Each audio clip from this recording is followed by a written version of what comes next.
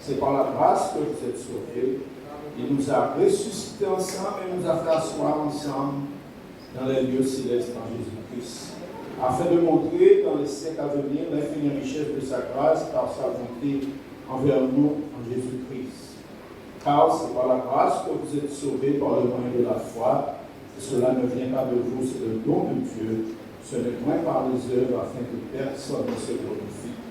Car nous sommes son ouvrage ayant été créés en Jésus-Christ pour de bonnes œuvres que Dieu a préparées d'avance afin que nous les pratiquions. Amen. Je bénis l'Éternel pour ma part durant cette semaine et je vous encourage, bénis. Le Seigneur nous bénit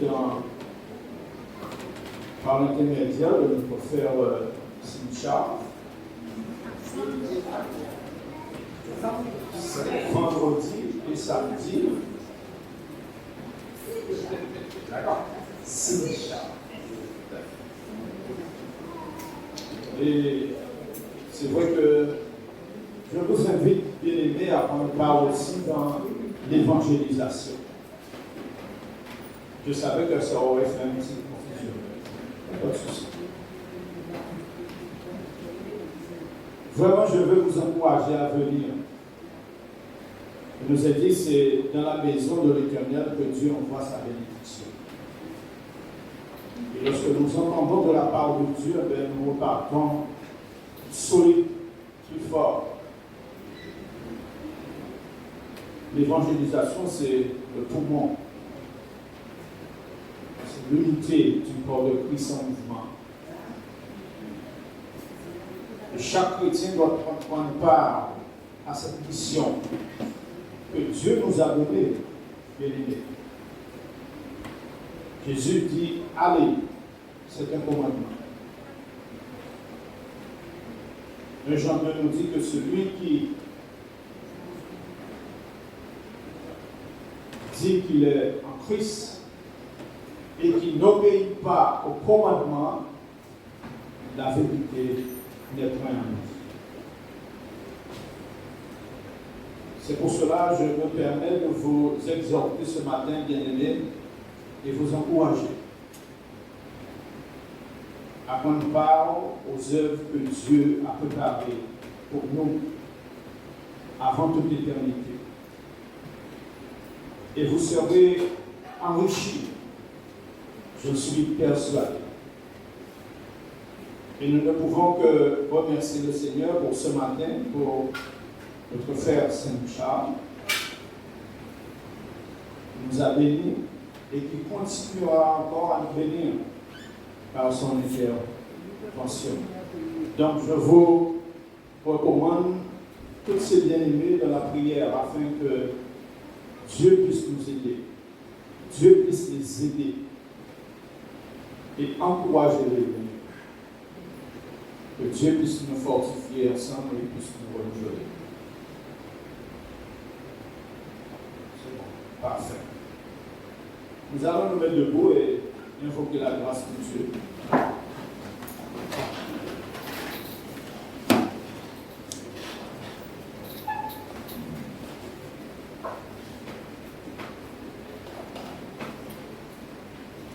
Seigneur, ce matin, nous sommes devant toi. Merci parce que tu nous as précédés dans ce lieu. Et merci parce que tu règnes de toute éternité. Gloire te soit rendue car c'est Jésus qui a bâti son Église. Et c'est pour cela que nous voulons te donner gloire encore ce matin pour l'Église que toi-même tu as formée ici. Et nous te sommes reconnaissants parce que tu dis dans ta parole que tu veux que tous les hommes soient sauvés et parviennent à la connaissance de la vérité. Et merci pour cette vérité que tu as permis d'entendre et d'accepter cette vérité telle qu'il est en Jésus-Christ, ton Fils. Ce matin, nous sommes venus pour te donner gloire, pour célébrer ton nom, élever ton nom. Nous sommes venus, Seigneur, adorer. Nous sommes venus te donner un culte. pour la gloire de Dieu. En cet instant, je te prie vraiment de prendre autorité sur toute imperfection. Seigneur, nous avons besoin de toi, car toi-même tu as dit, sans moi je ne pouvais rien faire. Prépare encore nos cœurs à ta parole et sensibilise encore nos cœurs à l'œuvre que tu veux faire en nous. Dans le nom de Jésus. Amen. Alléluia. Je t'exalte. Après quoi, notre sœur viendra pour les annonces.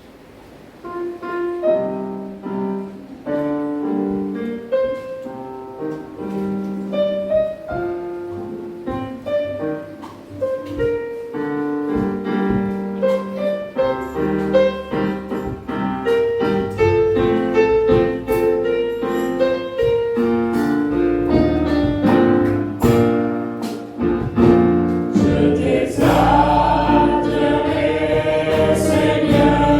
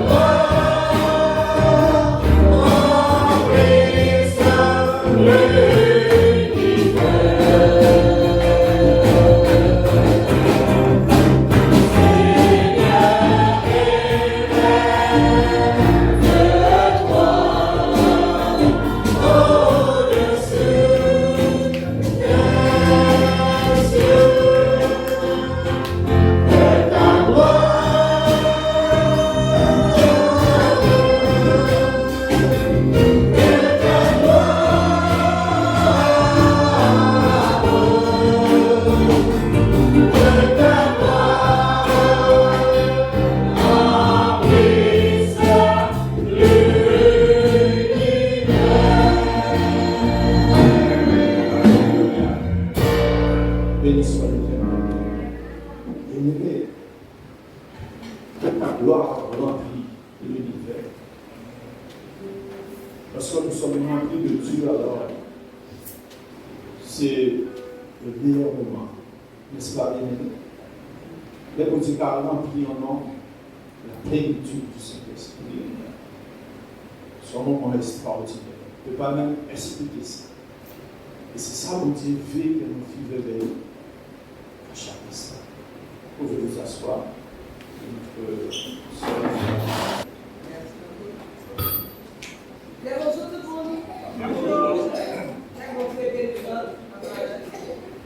C'est moi qui le fais. Alors, nous allons poursuivre avec les anniversaires. Alors, Serge Petrus, né un 7 octobre, une certaine année. À Viviane Passard, né un 8 octobre, aussi une certaine année. Nous souhaitons une assemblée un joyeux anniversaire.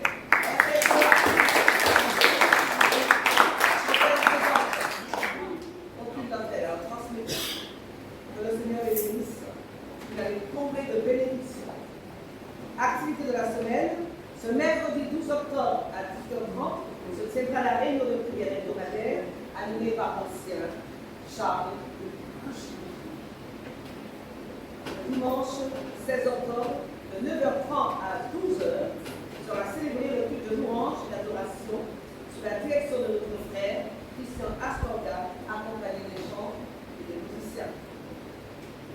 La prédication sera portée par le frère Charles-Henri Claude. Concernant l'entretien de locaux, seront de service le samedi 15 octobre David et Nadia Lissa et Fugena Alexandre. Informations diverses, alors je passe les documents. Alors je n'ai pas pour la collecte de la sœur Inès. Nous verrons après, je vais donner aux personnes concernées. Alors, commençons par l'évangélisation, notre mission sur cette terre. Alors, dans le cadre de la reprise de nos activités et en vue de préparer les défis liés à nos projets d'évangélisation, le Conseil presbytéral, le Collège des Anciens, de l'Église de Sainte-Anne et de Saint-François, des Églises de Sainte-Anne et de Saint-François, se font un réel plaisir de vous inviter à 6 sessions de formation avec le frère Maurice. C'est ici Charles. Maurice, c'est vrai. Alors, les thèmes qui seront abordés sont les suivants.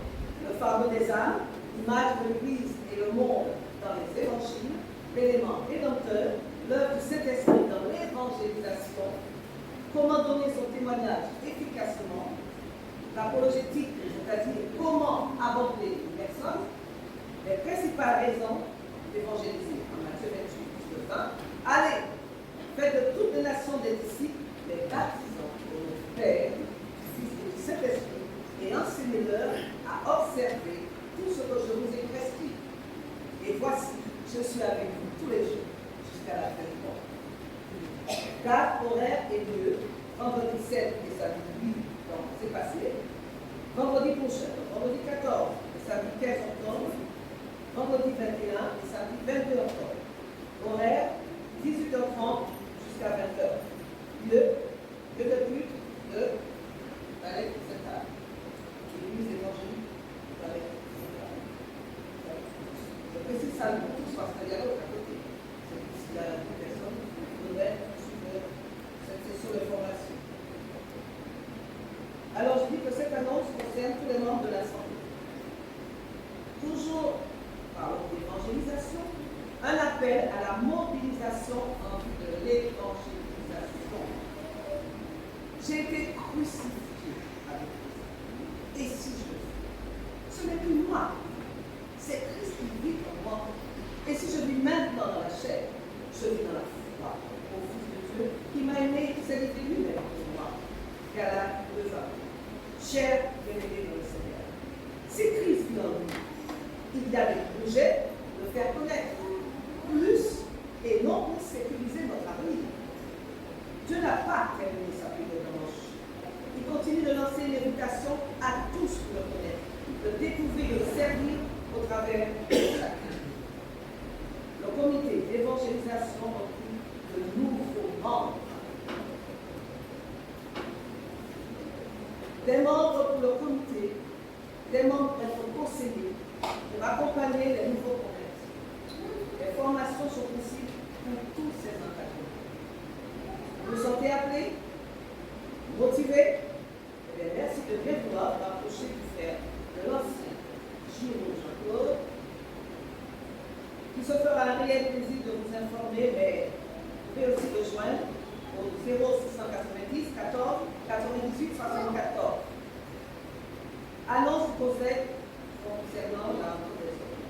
La rencontre des c'est ça.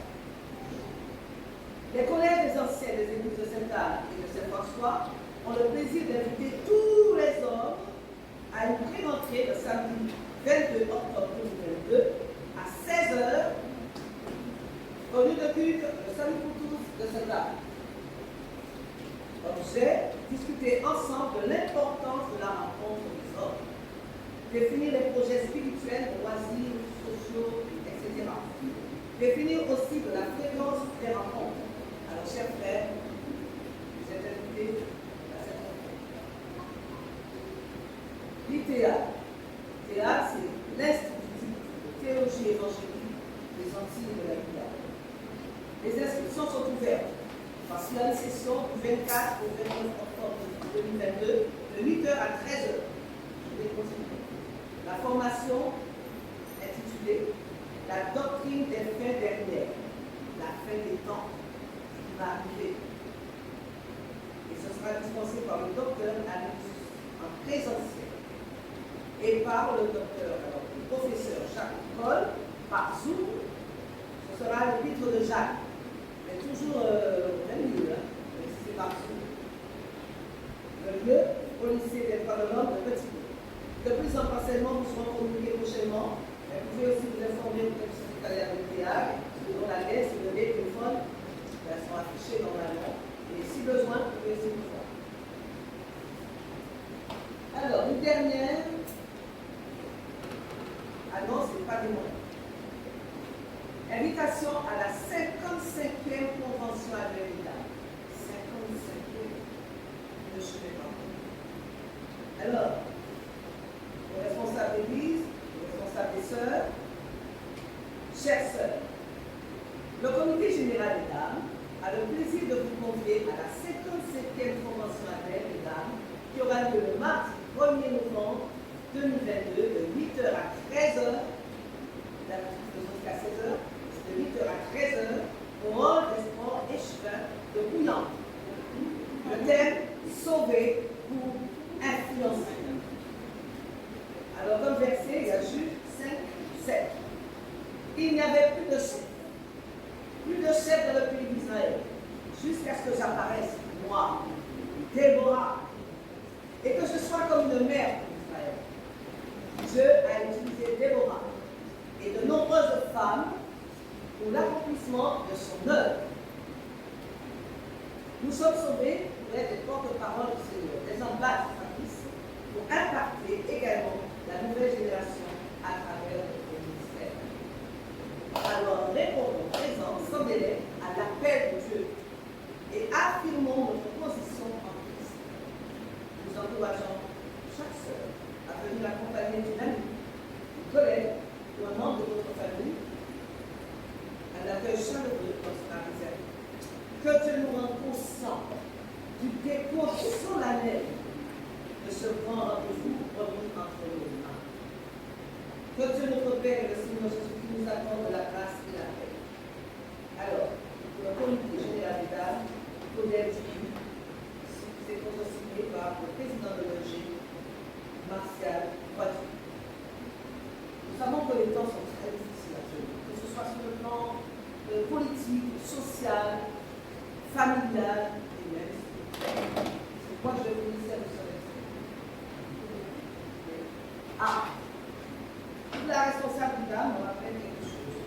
Alors, nous, dames de l'église de Sainte-Anne, nous avons une rencontre par Zoom dimanche prochain, le 16.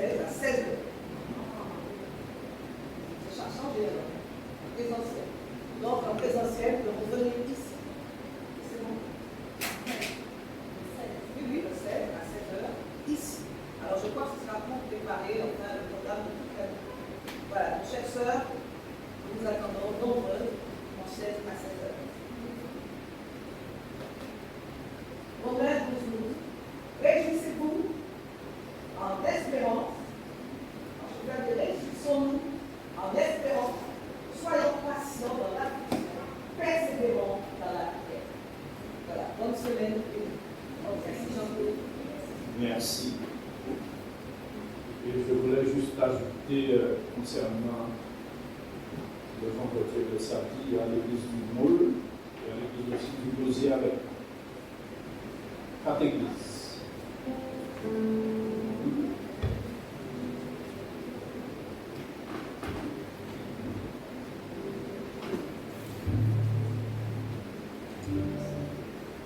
Si là, je mets du prière, comme c'est bien, nous allons mettre le bout.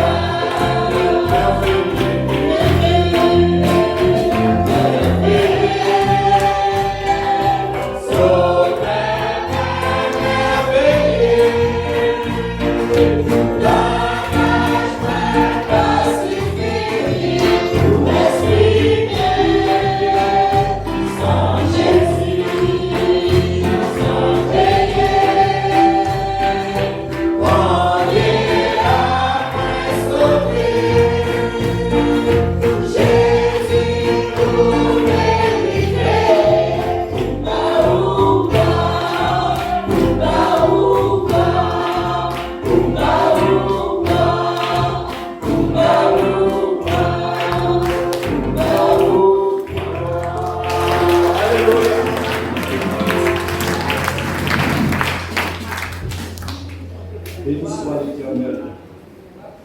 Sauveur. Est-ce que Jésus c'est sauveur? Alléluia. C'est meilleur sauveur. Alléluia. Celle. Celle-là.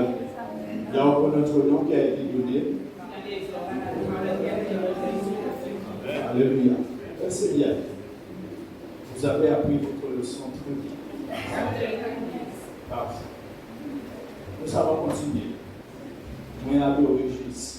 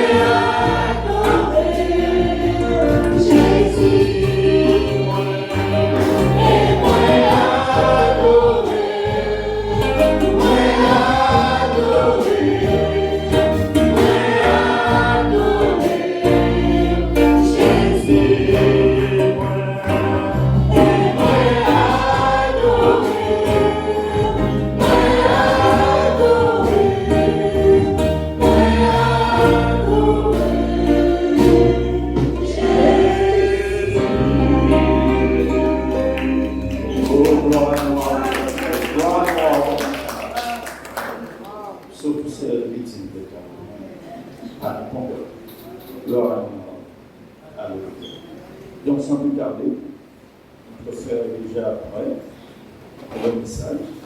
On regarde comme s'il ne savait pas que c'était au cours.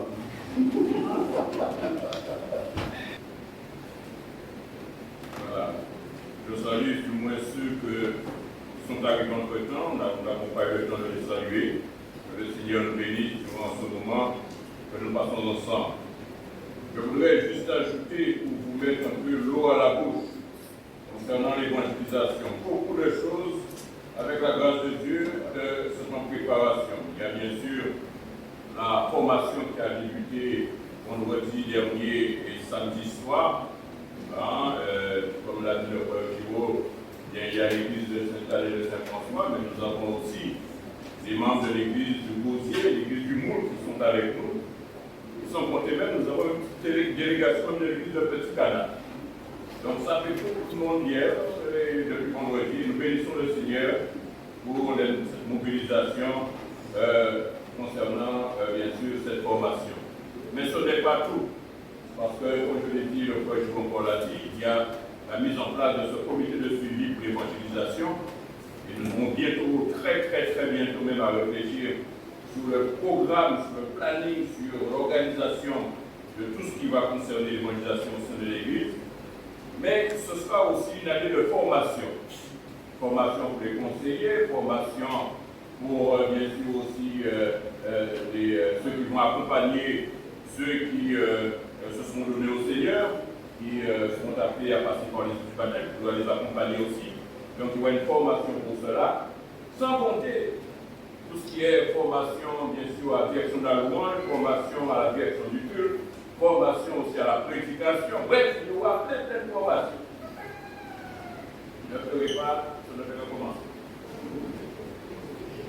Donc, cette année sera l'année où va commencer tout cela. Et je prie vraiment le Seigneur, nous sommes à prier pour que vraiment le Seigneur nous apporte sa grâce pour permettre que le maximum d'ouvriers se lèvent au sein de l'Église et permettre de venir renforcer, voire même accompagner bien ceux qui sont déjà au travail, mais aussi nous pensons aussi à la relève. Parce qu'il faut penser à la relève, il faut penser aussi au fait que nous avons besoin de personnes pour le service à venir. En tout cas, tous ces sujets, nous les remettons entre les mains du Seigneur. D'accord? Elles feront partie de votre de prière du mercredi, mais je voudrais aussi pour cela, bien que vous les notiez sur votre agenda, sur votre petit carnet, et porter tous ces projets. Je reviendrai prochainement pour détailler tout cela. D'accord? Donc, pensez à tout cela en forme des projets, mais c'est toujours la volonté du Seigneur que nous sommes appelés à rester. Et sans plus tarder, je vous invite à ouvrir votre Bible avec moi. Nous allons faire lecture en Éphésiens, chapitre 6, versets 10 à 13.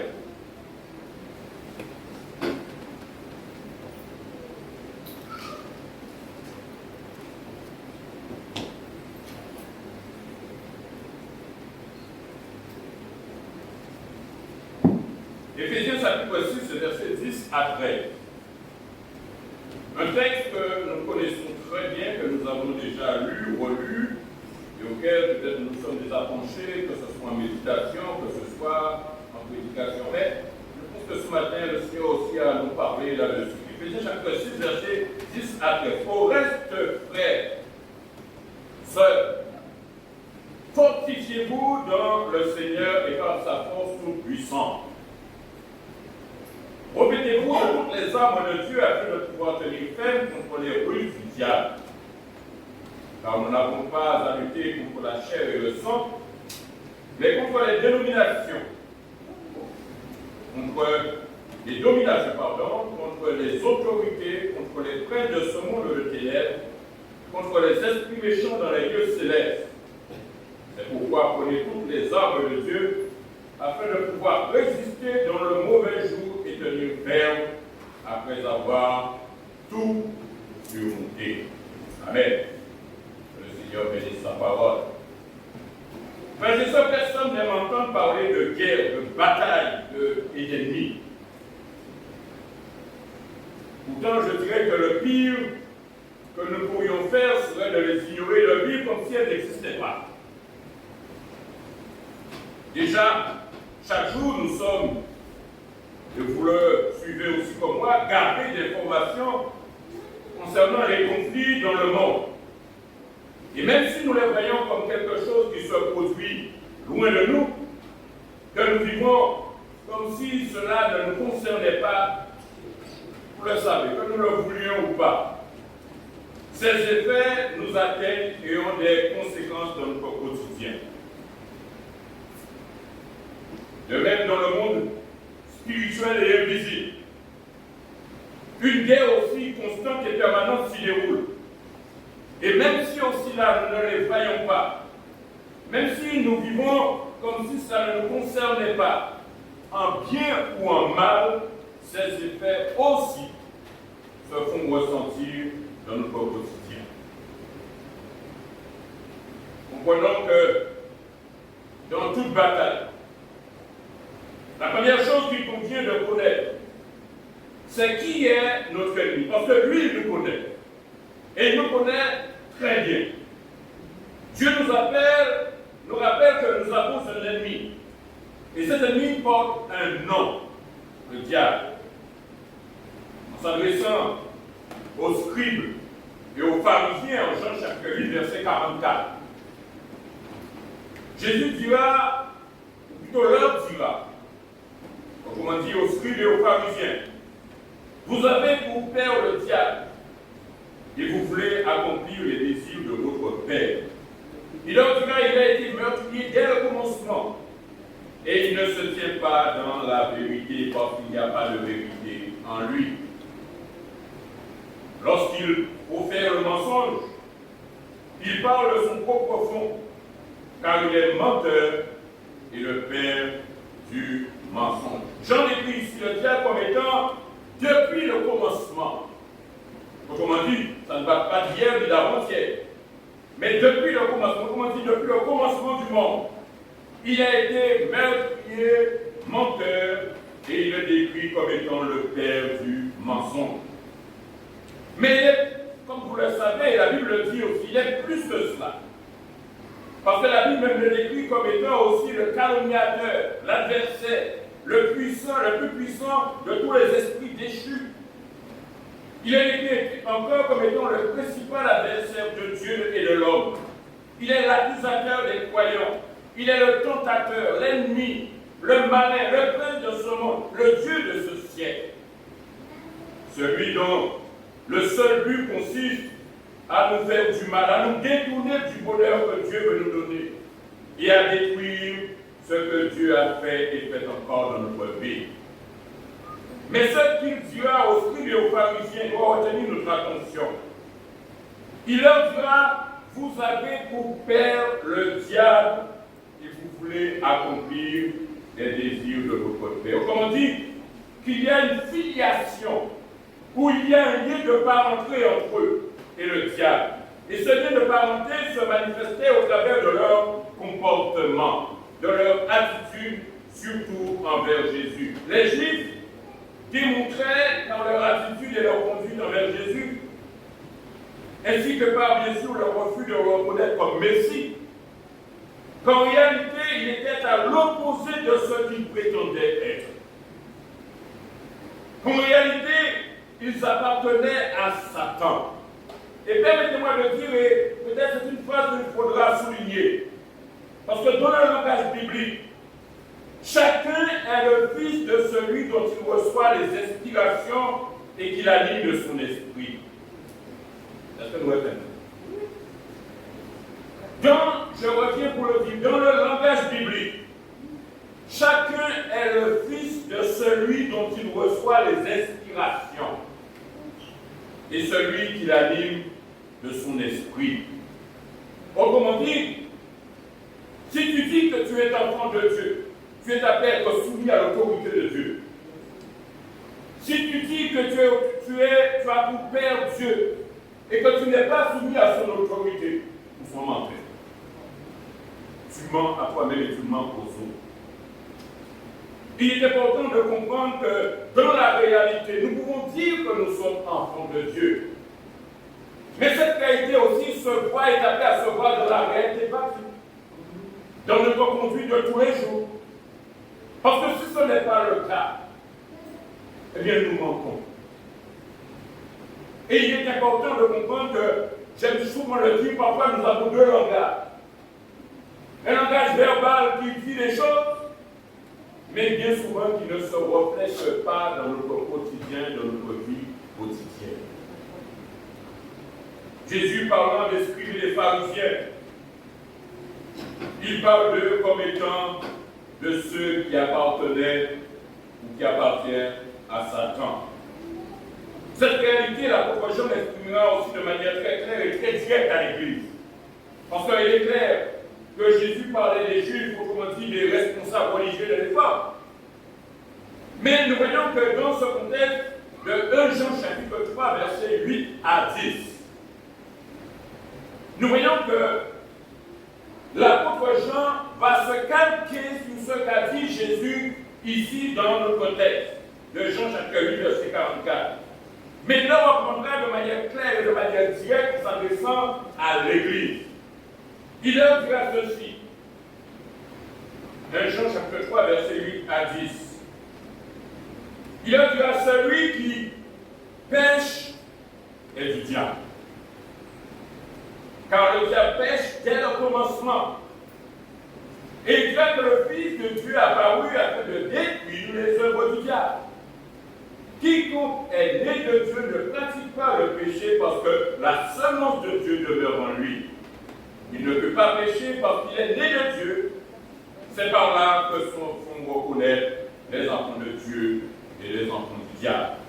Quiconque ne pratique pas la justice n'est pas de Dieu, non plus que celui qui n'est pas son frère. L'apôtre amène ici l'idée fondamentale de toutes les vies, à savoir que la sainteté est le fruit et la preuve de la foi. Une de ces branches, bien sûr, je dirais ces branches mères, c'est l'amour fraternel. Celui qui pêche, qui pratique le péché, qui ne lutte pas contre le mal, qui s'y laisse aller sans hésitation, sans honte. En d'autres termes, celui qui ne se purifie pas lui-même, prouve qu'il a pour père le diable. Alors je me dis que tu peux bien avoir une façade de chrétien, mais la réalité bien souvent démontre le contraire. Et la Bible est là pour le mettre en évidence.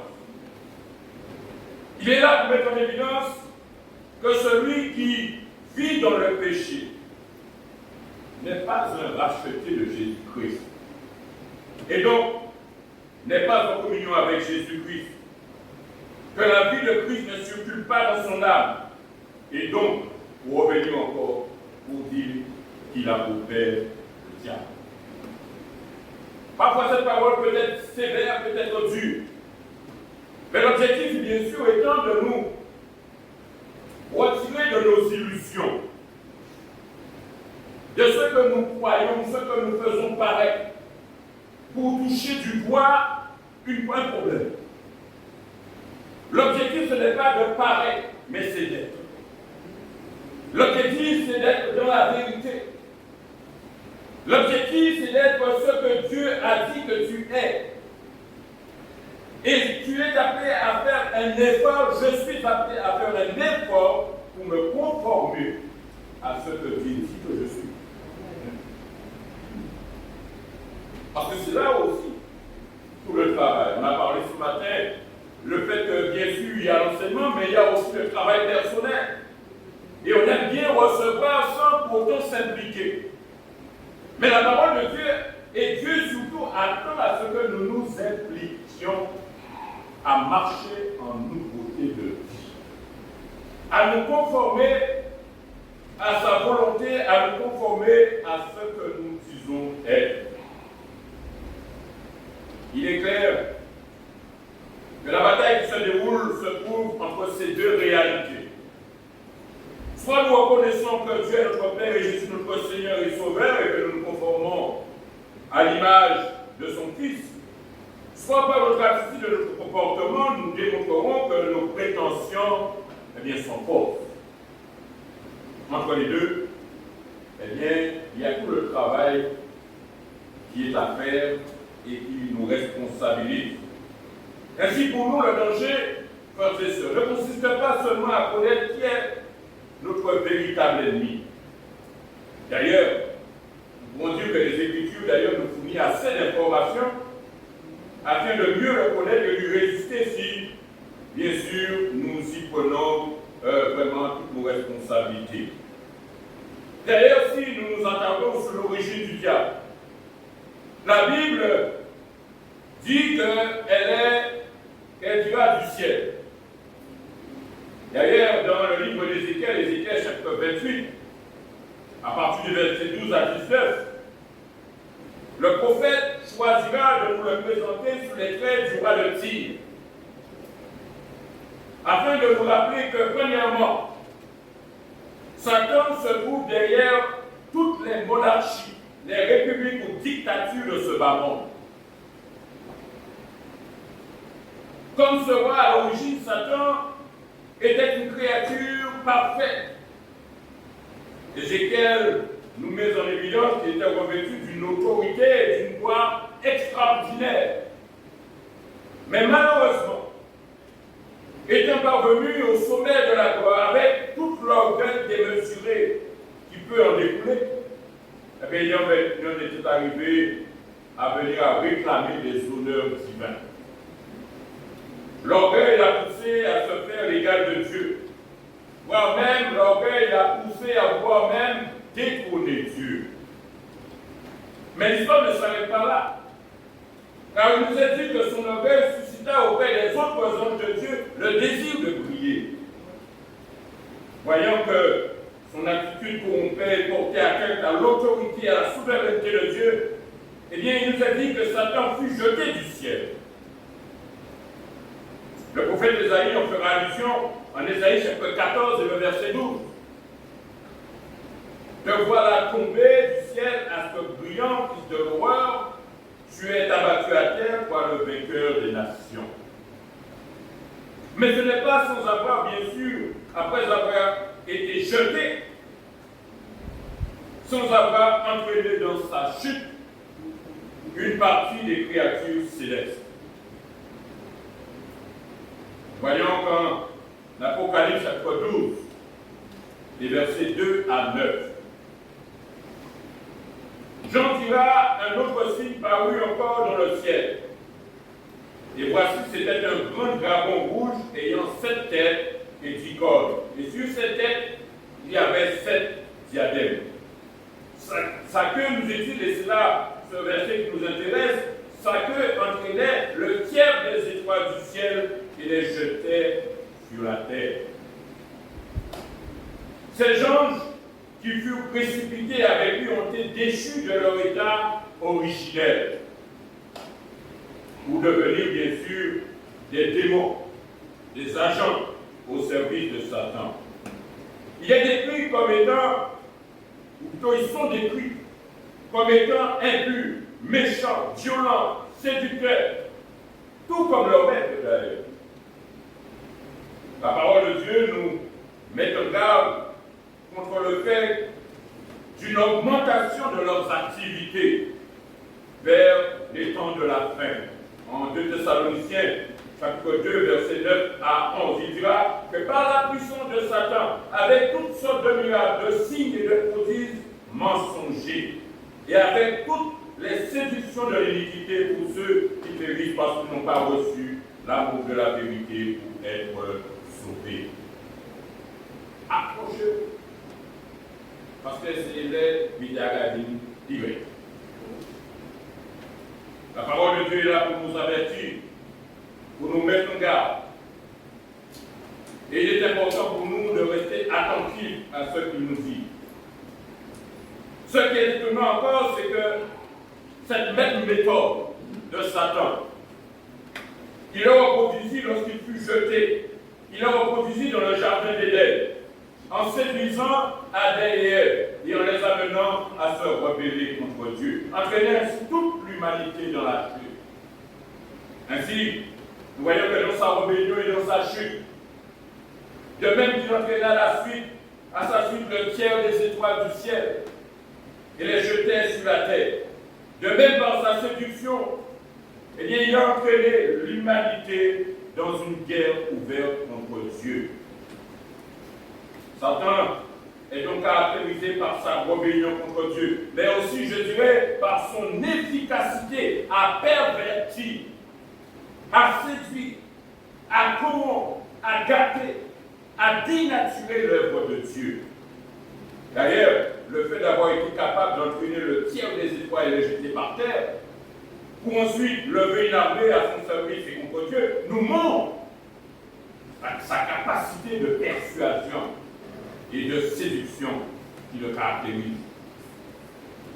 Je pourrais revenir sur les propos d'Ésaïe, en disant en Ésaïe chapitre 14, verset 12, « Te voilà tombé du ciel, astre brillant, fils de l'aurore. Tu es abattu à terre par le vainqueur des nations. » La tradition chrétienne a interprété ce passage comme la chute de l'enfer qui, comme Judas, a fait le choix de la trahison en se dressant contre Dieu. Pour cela, eh bien, il en a subi les conséquences. Cependant, Satan ne tient pas à ce que cela se sache. Il veut garder l'anonymat. Il souhaite que nous le prenions pour un mythe. Je dirais une image folklorique. Mais il est bien réel. Il est bien réel. En Luc chapitre 10, le verset 18, Jésus se fera l'écho du prophète Ésaïe en disant « Je voyais Satan tomber du ciel comme un éclair. » Sauf que le contexte n'est pas le même. Parce qu'il est ici dans ce contexte d'évangélisation.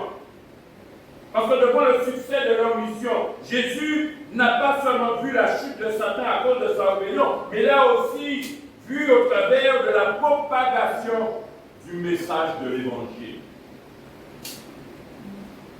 Au travers des miracles, au travers des délivrances opérées par ses disciples, il a vu le signe et le présage de sa chute finale. Autrement dit, la chute de Satan du ciel préfigurait déjà sa chute finale. Et cette chute témoignait déjà que la bataille qui était en train d'être livrée était déjà gagnée et que la victoire finale était déjà assurée. Il est important pour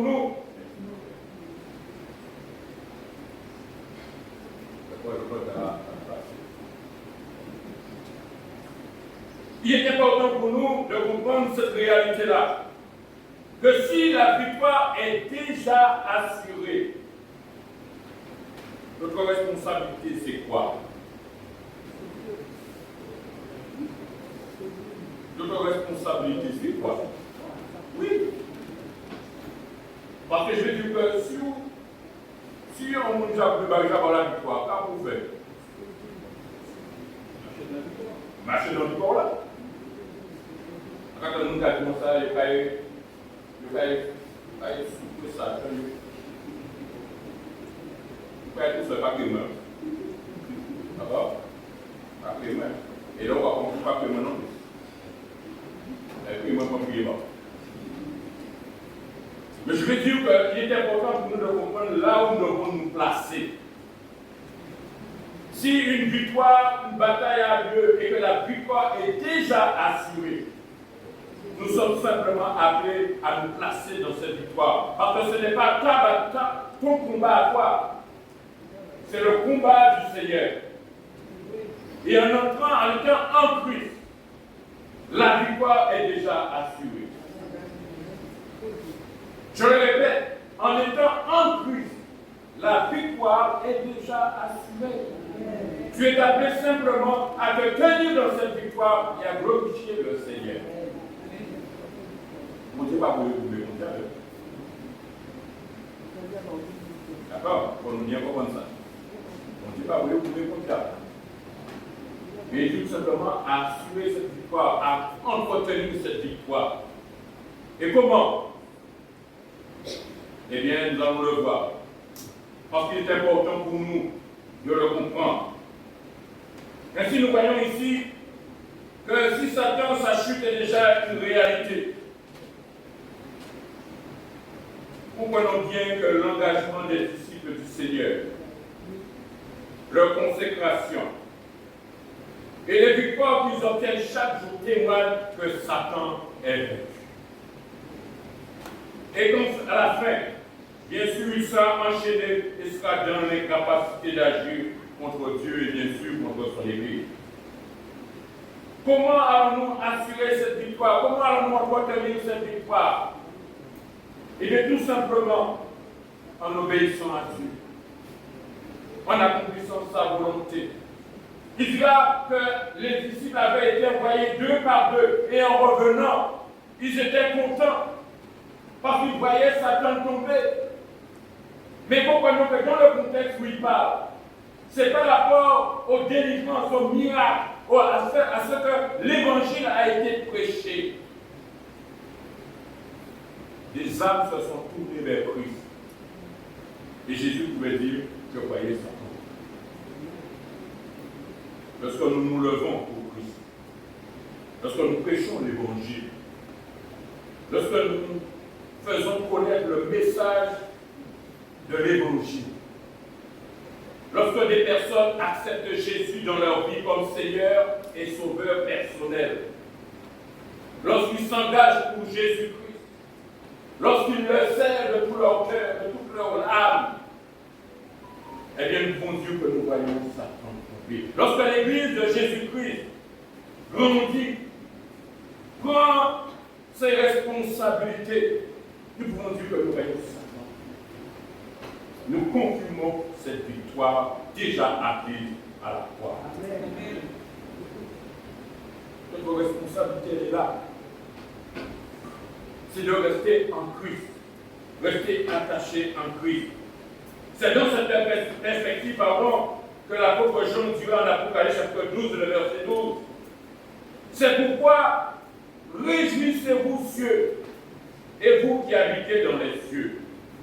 Malheur à la terre et à la mer, car le diable est descendu vers vous, animé d'une grande colère, sachant qu'il a peu de temps. Satan a été vaincu, les cieux et ceux qui habitent, les anges et les saints glorifiés sont invités à se réjouir.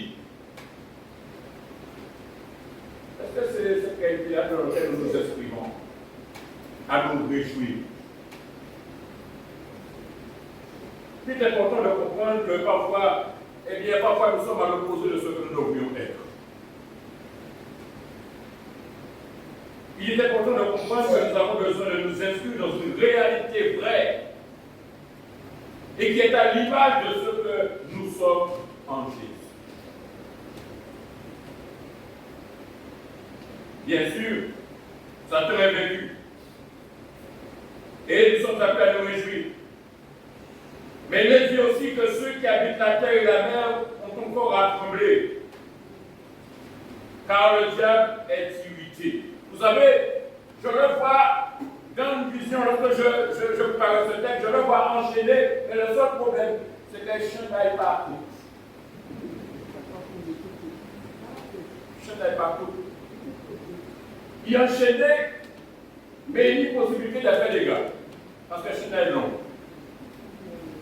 Il n'a pas la liberté de faire ce qu'il veut, mais même s'il n'a pas la liberté de faire ce qu'il veut, il fait beaucoup de dégâts. C'est pas vrai comme ça, il a enchaîné, les chiens n'aillent pas beaucoup long. Et attention à nous. Vous savez, je regardais un film il n'y a pas longtemps, et puis je voyais qu'un voleur rentrait dans une cour.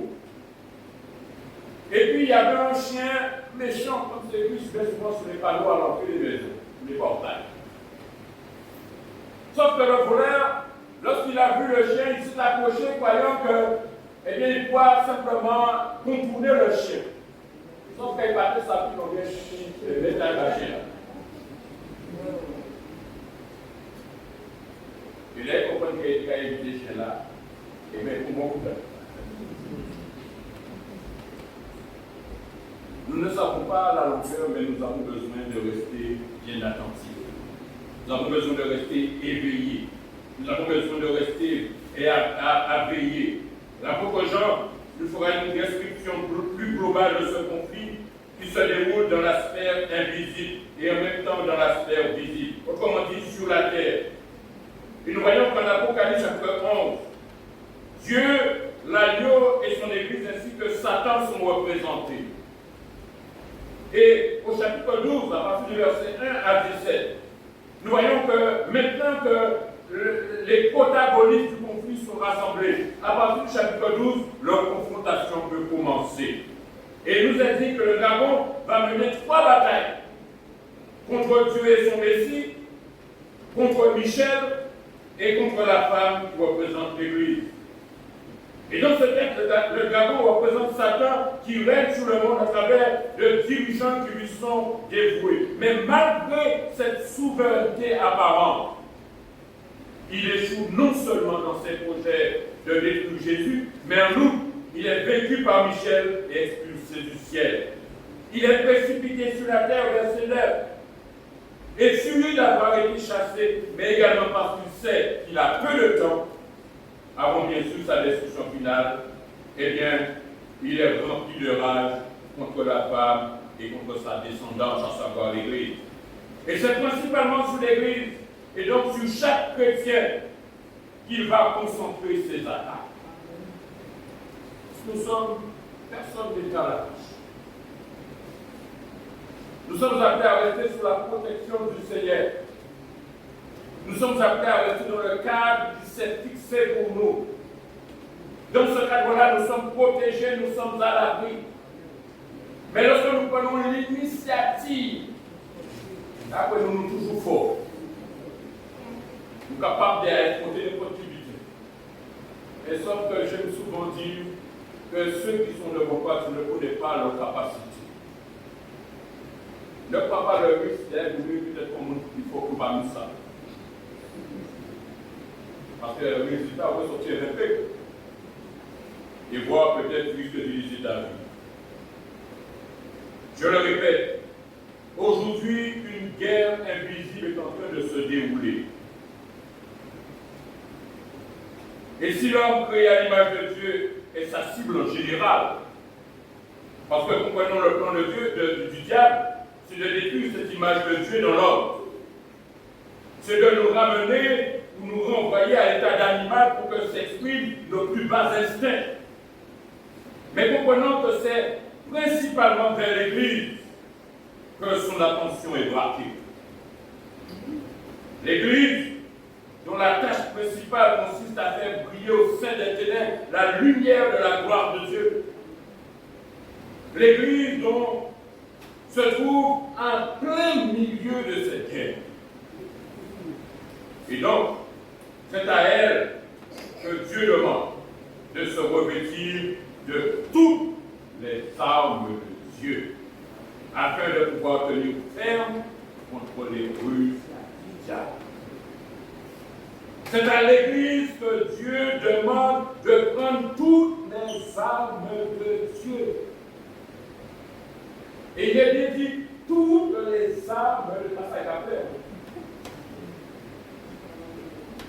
On veut la louange, on ne veut pas la prière. On veut la prière, mais on ne veut pas la prédication. On ne veut pas l'étude, on ne veut pas.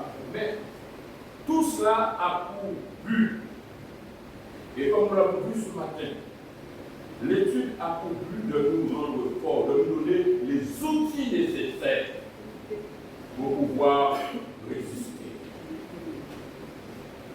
C'est pas avec l'espace-là qu'on peut résister. Et j'aime bien rappeler encore, comme nous dit la parole de Dieu, le combat se joue dans l'invisible. Ce n'est pas un bon monde qui est au cavouet. D'accord? Ce n'est pas un bon monde au cavouet. Ce n'est pas avec quelqu'un constitué de chair et de sang. Ce n'est pas avec quelqu'un qui fait une démagogie devant toi. C'est quelqu'un d'invisible. Autrement dit, il a choisi son terrain. De t'amener dans un endroit où tu n'as aucun moyen, par tes propres forces, de gagner la vie. Et je reviens encore pour dire que nous comprenons que ce que l'apôtre Paul nous dit en Éphésiens, chapitre 6, verset 11. Prenez toutes les armes de Dieu afin de pouvoir tenir ferme contre les ruses du diable. Mais aussi de prendre toutes les armes de Dieu afin de pouvoir résister dans les mauvais jours et tenir ferme après avoir tout surmonté. Jésus avait prévenu ses disciples en leur disant, en Jean chapitre 15, verset 20, s'ils m'ont persécuté, vous persécuteront également.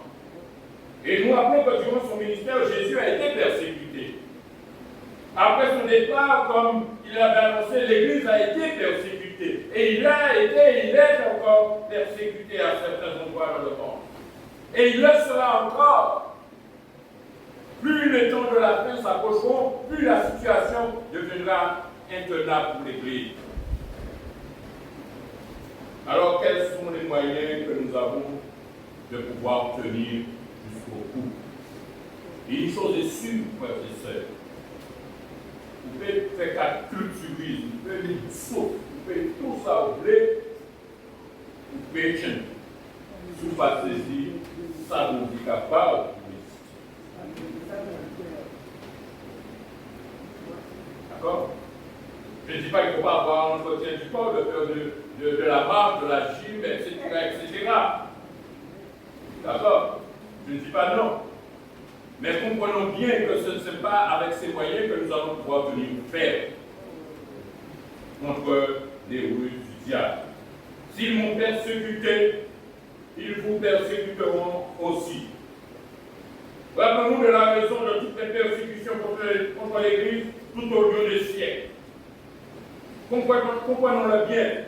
C'est par rapport à l'hostilité du diable envers Dieu et envers son Église. Ainsi, en dévoilant la racine profonde des persécutions que l'Église allait subir. Nous voyons que Jean voulait nous encourager à tenir bon dans les tribulations à venir et présentes. Le monde peut mépriser l'Église. Et rappelons-nous de cela. Le monde peut mépriser l'Église. Mais rappelons-nous qu'aux yeux de Dieu, elle est une épouse radieuse. Une épouse qui lui est fidèle. Une épouse dont il porte une attention toute particulière. Nous en plein fait, mais nous sommes quelque part comme Shadrach, Meshach et Abednego dans la fournaise ardente. On a l'impression que c'est là qui est développé hyper, que c'est là qui est en dedans.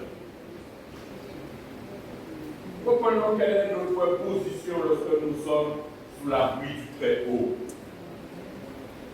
Nous sommes dans l'assurance. Ça qui dehors, qui fait, quand ça arrive, quand il fait qu'il arrive le jour là, mais vous qui êtes dedans là, et que l'autre de l'éternel à côté, vous ne pas peur rien, pas dans la détresse. C'est ce que Dieu veut nous enseigner et nous faire comprendre. Qu'en revêtant de toutes les armes de Dieu, même si nous sommes dans la fournaise ardente et que ceux qui sont dehors nous regardent, quand il fait arriver le jour là, quand il fait qu'il bat bien les péchés. Mais toi qui es dedans et qui as l'assurance de la présence de Dieu à tes côtés, ne pas faire rien. C'est là où Dieu veut nous inscrire. Des tribulations qu'on ne veuille pas, l'Église sera prête à faire face. Ne nous leurrons pas. Ne cherchons pas à croire que nous pouvons nous échapper. L'Église sera prête à faire face. Ce qui sera déterminant, c'est notre préparation. Ce qui sera déterminant, ce sera notre préparation. Et déjà maintenant, tout le travail est appelé à être fait pour que lorsque le moment viendra, nous soyons à même de pouvoir persévérer. Nous avons parlé encore de ça ce matin, de pouvoir persévérer. Mais cette persévérance, elle est déjà une réalité, déjà dans notre vie. Maintenant, nous sommes appelés à résister. Et malheureusement, beaucoup ne résistent pas. D'accord? Malheureusement, on le constate. Beaucoup ne recherchent pas. Ils courent. Peut-être même pas nous savons pas voir pour lui qu'il va chercher. Mais ils courent. Ils cherchent, je ne sais pas quoi. Eux-mêmes ne le savent pas. Mais montez la main de vous, il va juste ciser. Ciser. Et oui, on peut le voir aussi, moi. C'est son besoin, c'est tout. Attache-toi à la parole de Dieu. Attache-toi à son enseignement. Attache-toi à la vérité qu'elle nous donne. Et persévérons dans cette vérité. S'ils m'ont persécuté, ils vous persécuteront aussi. Très tôt, dans l'histoire de la création de l'humanité, Satan a commencé à utiliser ses ruses afin d'amener les hommes et les femmes à se rebeller contre Dieu. Mais ce dont la Bible parle, plus que toute autre chose le concernant, c'est son échec.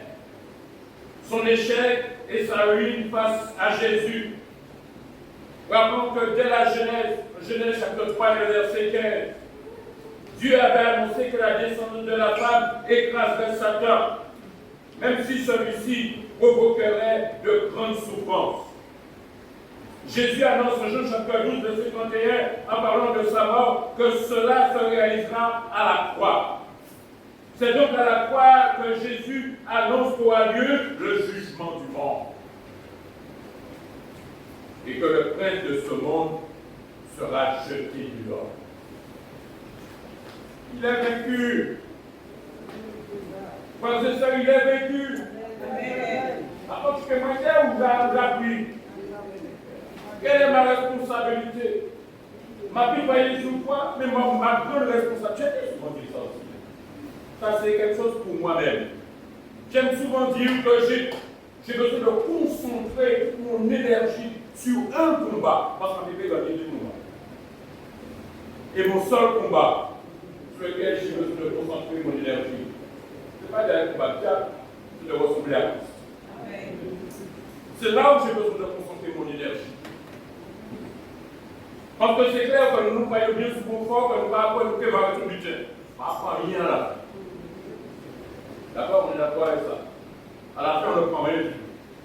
Quand tu vises plusieurs éléments à la fois, tu en fais compte à la fin, ne pas rentrer sans rien pour des dynamiques.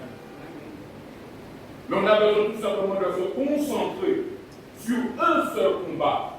Parce que ce combat-là sera le combat déterminant. Vous avez déjà mis des dominos ensemble. Vous couchez un domino et j'ai tous les autres. En se concentrant sur Jésus, la victoire est assurée par nous. Concentrons-nous sur un objectif. Concentrons-nous sur un objectif. Mettons aussi notre énergie, notre force, notre détermination, notre zèle. Sachant que nous savons en quoi nous avons cru, ou en qui nous avons cru, eh bien ce sera, nous savons que déjà la réalité se fera jouer pour notre vie. Paul témoigne en Colossiens chapitre 2, verset 13 à 15, que c'est à la croix, alors que vous étiez morts en raison de vos fautes et de l'incirconcision de votre corps, il vous a rendu à la vie avec lui. Il nous a pardonné toutes nos fautes. Il a effacé l'acte dirigé contre nous qui nous condamnait par cette prescription et il l'a annulé en le courant à la croix. Il dira qu'il a dépouillé les dominations et les autorités et les a données publiquement en spectacle en triomphant d'elles à la croix. Les amis, pas ça, si l'on bien comprendre ça. Mais moi, je ne peux résumer ça en disant tout simplement, la bataille est gagnée. Et rien qu'en sachant que Christ a livré la bataille et que la bataille a été gagnée, quelque part, je ne peux m'empêcher d'avoir un large sourire. De savoir que je n'ai pas à aller me battre puisque quelqu'un s'est battu à ma place. Mais ma responsabilité à moi aujourd'hui, c'est de rester dans la victoire. Amen. Et pour rester dans la victoire, j'ai besoin de rester en Christ. J'ai besoin de m'attacher à Christ. J'ai besoin d'obéir au commandement qu'il m'a laissé. Non seulement, et le plus grand des commandements, nous le connaissons, tu aimeras le Seigneur ton Dieu de tout ton cœur, de toute ton âme, de toute ta force. Mais tu aimeras aussi ton prochain. Je suis en été envers ça. Je suis en été envers chacun d'eux. Et c'est peut-être que je me dis ça tous les jours, je ne pourrai jamais rembourser. Et j'aimerais dire que nous avons besoin de considérer cela l'un envers l'autre. J'ai une dette envers toi, une dette d'amour envers toi que je ne pourrai jamais rembourser parce que je ne pourrai jamais faire ce que Jésus a fait pour toi. Jésus est monté sur la croix, mais je ne pourrai jamais monter à la croix. C'est lui seul qui a pu le faire. C'est lui seul qui remplissait les conditions pour pouvoir le faire. Ma responsabilité, c'est tout simplement de rester sur le couvert de la croix et d'obéir à son commandement. C'est à la croix que tout a été accompli.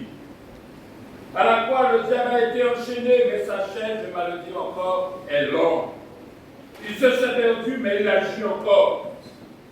Et nous attendons la victoire qui sera manifestée pleinement lorsque Christ reviendra. Jésus a définitivement vaincu le diable à la croix. Et dans le siège de cette victoire, nous pouvons connaître aussi la victoire. Non à cause de nos forces, mais à cause de l'œuvre de Christ mort pour nous. Oh Dieu, à la croix, il a effacé l'argument de l'ordonnance qui nous condamnait et qui subsistait contre nous. Et dans notre contexte, nous prenons qu'il s'agit d'une dette que nous avons tous vis-à-vis de Dieu. Cette dette, l'humanité tout entière l'a signée et le reconnaît.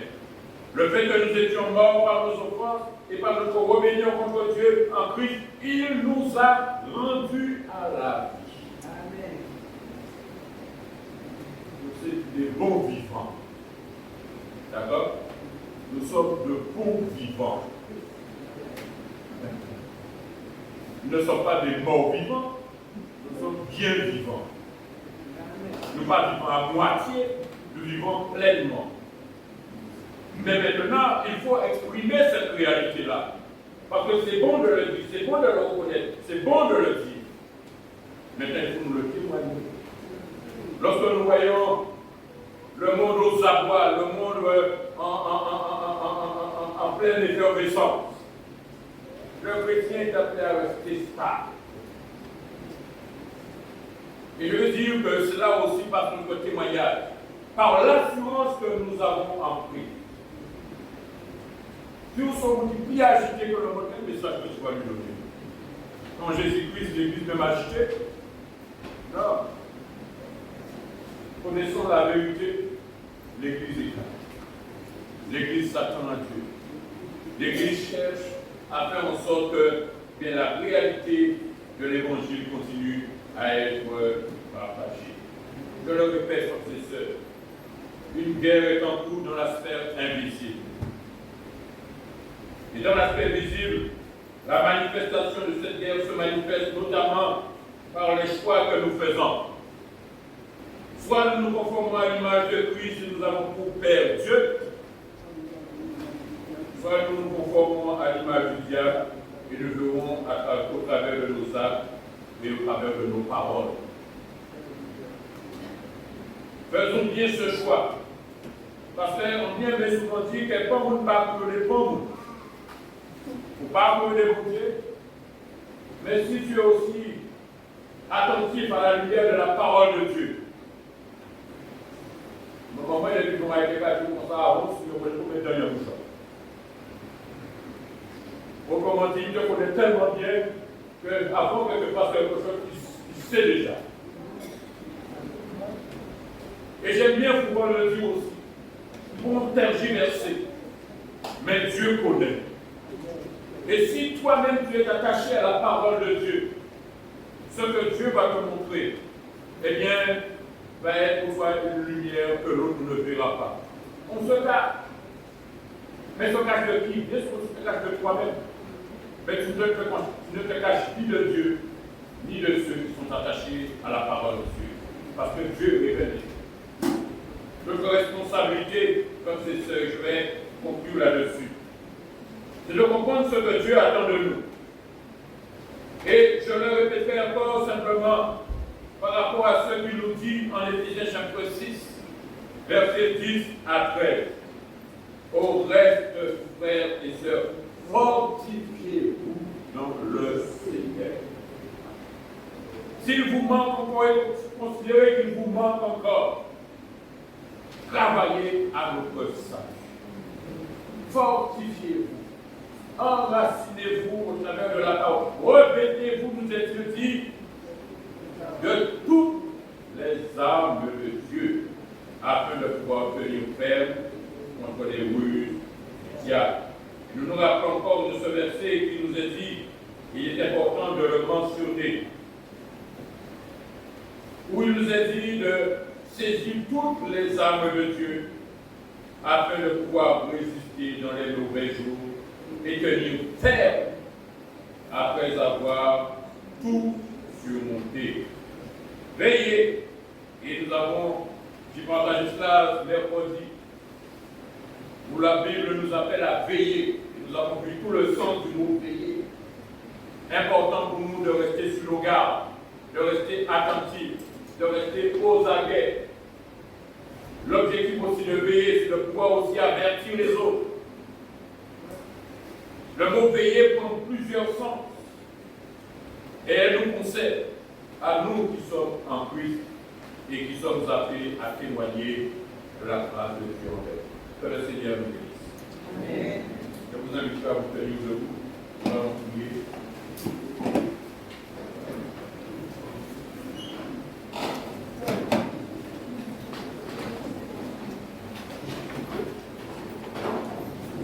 Nous te remercions, Seigneur, pour ta parole. Merci encore pour cette mise en garde que tu nous fais ce matin.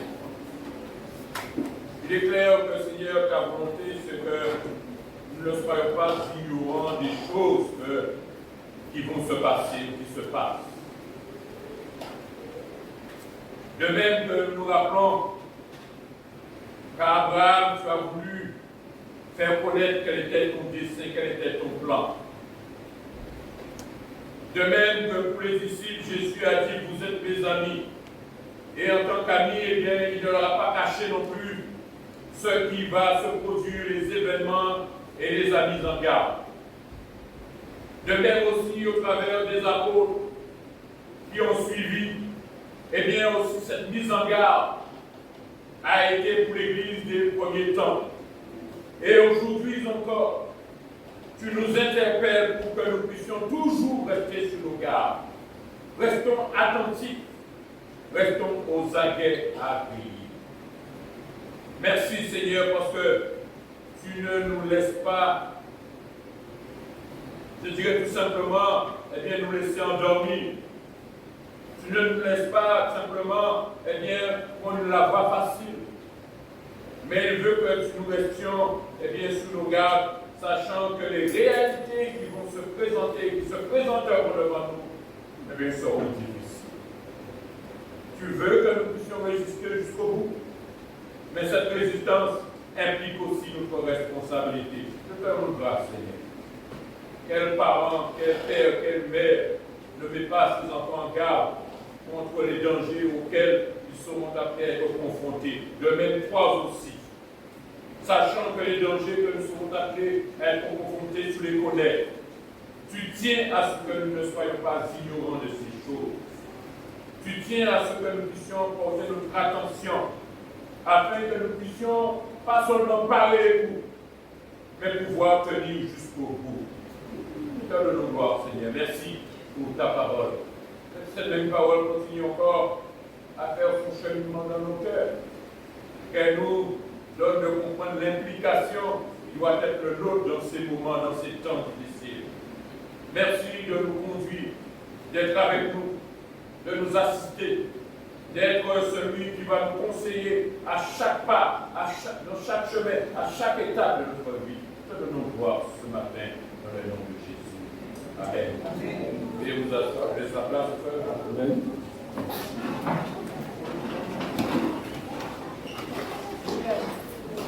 Donc nous allons faire la collecte. Ceux qui sont désignés pour la collecte.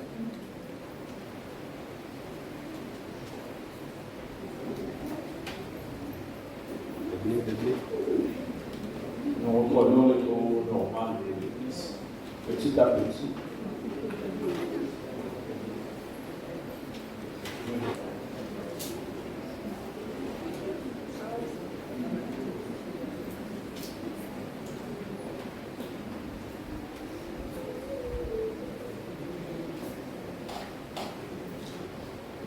Je vais demander au frère Willy de prier pour la collecte. Prions. Merci Seigneur pour ce que tu nous as donné et que nous puissions que nous avons pu mettre à part en retour. Bénis nous tous ensemble, continue à nous garder, continue à pouvoir à nos besoins, afin que nous puissions contribuer à l'avancement de ton œuvre, comme tu nous le donnes. Au nom de Jésus. Amen. Amen. Merci beaucoup. Donc la réunion prend fin ici, bien-aimés. Remerciant pour votre présence parmi nous. Et n'oubliez pas vendredi et samedi pour l'évangélisation. Dieu puisse vous bénir et que, ensemble, nous contribuions à l'avancement de l'Évangile. Bon appétit. Merci beaucoup pour votre présence.